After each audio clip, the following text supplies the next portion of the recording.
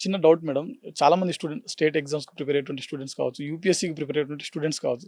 So, current affairs సంబంధించిన subject వచ్చేసరికి so, మనకు మార్కెట్‌లో నంబర్ ఆఫ్ మ్యాగజైన్స్ అందుబాటులో ఉన్నటువంటి పరిస్థితి.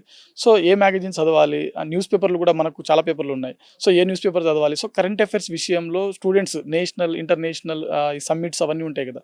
సో, వేటిపైన ఎక్కువ ఫోకస్ చేయాలి? అసలు ఎలా మనం దాన్ని ఫాలో అప్ చేసుకుంటే ఎక్కువ స్కోర్ చేయడానికి అవకాశం ఉంటుంది? ఒక్కసారి. ఇది మిలియన్ డాలర్ క్వెషన్ సార్ చాలా మంది పిల్లలకి. కరెంట్ అఫైర్స్ ఎట్లా అప్రోచ్ అవ్వాలి?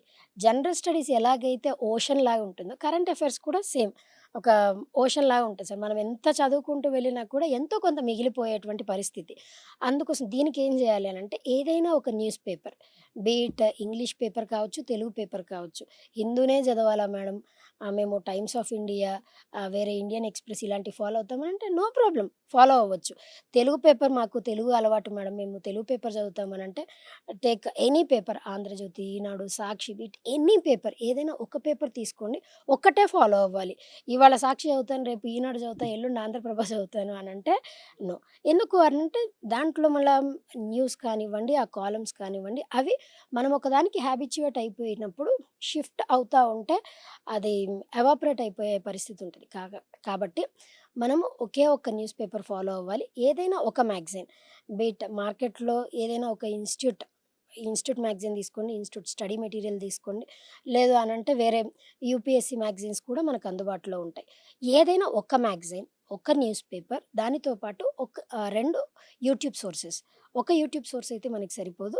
2 యూట్యూబ్ సోర్సెస్, ఇట్లా ఈ 4 గనుక మీరు ఫాలో అయ్యి నోట్స్ మేకింగ్ గనుక మీరు చేసుకున్నట్లయితే బెనిఫిషియల్ ఉంటుంది.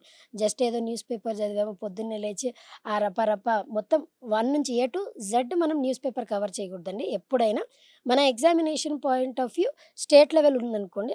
ఓకే. ఈ స్టేట్ నుంచి స్టేట్ లెవెల్ క్వెషన్స్ అడగొచ్చు. National, international summits, conferences, persons in news అని ఉంటాయి. ఇంపార్టెంట్ డేస్ ఏమన్నా ఉంటే అలా టోటల్‌గా 12 పార్ట్స్‌గా డివైడ్ చేశారు. అంతవరకు చదువుకుంటే సరిపోతుంది. ఇంక మిగతా పొలిటికల్ న్యూస్, ఇంకా వేరే వేరే న్యూస్ అన్నీ కూడా చదవాల్సిన అవసరం లేదు. ఎగ్జామినేషన్ పాయింట్ ఆఫ్ వ్యూ మనకి ఏది యూజ్ అవుతుందో దాన్ని 12 పార్ట్స్‌గా డివైడ్ చేశారు.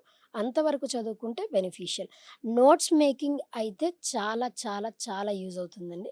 ఎందుకనంటే వన్ సైడ్ మీరు రైట్ సైడ్ నోట్స్ రాసుకొని, లెఫ్ట్ సైడ్ ఎంప్టీ పేజెస్ వదిలిపెట్టుకొని నోట్స్ రాసుకుంటూ ఉన్నారనుకోండి. రోజు ఒక సబ్జెక్ట్ ఏదైనా ఒక కరెంట్ అఫైర్ వచ్చింది. ఆ కరెంట్ అఫైర్ గురించి రైట్ సైడ్ మీరు నోట్స్ రాసుకున్నారు. దాని గురించినటువంటి అప్డేట్ ఒక వారం తర్వాత వచ్చిందనుకోండి. అప్పుడు ఈ లెఫ్ట్ సైడ్ మీరు ఏదైతే ఖాళీ ఉంచుకున్నారో అక్కడ మీరు రాసుకుంటే అప్డేట్ అయిపోతుంది ఆటోమేటిక్‌గా. ఫర్ ఎగ్జాంపుల్ ఏదైనా డే వచ్చింది. World tuberculosis day. Okay. So and so day అని చెప్పేసి, థీమ్ అని చెప్పేసి రాసుకుంటాం. దాని గురించి ఏదైనా పోర్టల్ లాంచ్ చేసింది గవర్నమెంట్ ఆఫ్ ఇండియా అనన్నప్పుడు మీరు ఈ left side Nikshay portal so and so date వచ్చింది అని రాసుకుంటే అన్నీ ఒక దగ్గర ఉంటాయి. మీరు రివైజ్ చేసుకోవాలి అన్నప్పుడు ఈ నోట్స్ అన్నది చాలా హెల్ప్‌ఫుల్‌గా ఉంటుంది. ఎవరైతే వాళ్ళ దస్తూరి అంటే వాళ్ళ హ్యాండ్ రైటింగ్‌లో రాసుకున్న నోట్స్ ఉంటుందో, ఆ నోట్స్‌లో చదువుకున్నప్పుడు ఈజీగా మనకి బ్రెయిన్‌లో అలా ఫీడ్ అయిపోతాయి. మనకి ఎగ్జామ్‌లో కూడా చూసినప్పుడు ఓకే. ఈ క్వెషన్ మనం రాసుకున్నాం గదా! ఇది చదివాం గదా! అని గుర్తొస్తుంది. కాబట్టి నోట్స్ మేకింగ్ ఈజ్ మస్ట్. మీరు ఏ సోర్స్ అయినా తీసుకోండి. నోట్స్ మేకింగ్ మీకు నచ్చినట్లు మీకు అనుగుణంగా నోట్స్ మేకింగ్ చేస్తే దట్ వుడ్ బి బెనిఫిషియల్.